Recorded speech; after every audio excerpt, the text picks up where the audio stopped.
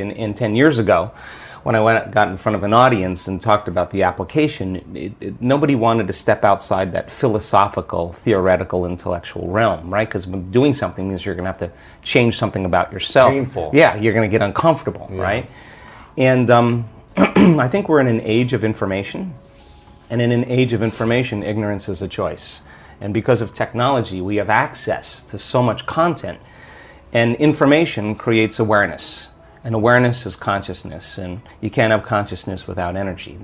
They work together. So there's an energetic change, I think, that's taking place in the world right now, where people are so informed that old models, old paradigms are beginning to break down, whether it's the medical model, or the religious model, the education model, journalism, the economy, politics. It's all beginning to come to the surface because something else has to come out. And I think that one of the things that people are realizing is that you don't have to be a Buddhist monk to do this, or a nun with 40 years of devotion.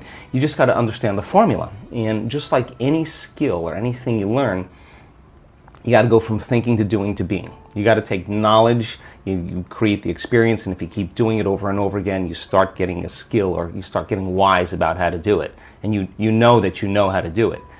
Well, in the last 10 years, we have assembled a scientific team. And let's see if you can really make significant brain changes. I don't want those changes to just be in your mind.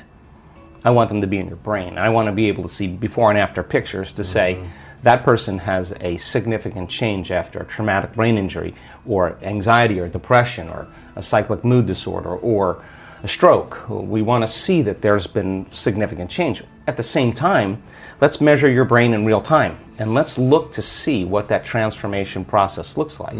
And in the discovery, Louis, of that process, we gained so much knowledge about what that transformational process looks like. In other words, I can tell you without a doubt that if you're analyzing your life right now within some disturbing emotion, that 100% of the time you're going to make your brain worse. If you think about your life, if you're stuck in an emotion, like you're frustrated, you're angry, you're fearful, resentful, and you're thinking within that emotional state. In other words, you can't think greater than how you feel.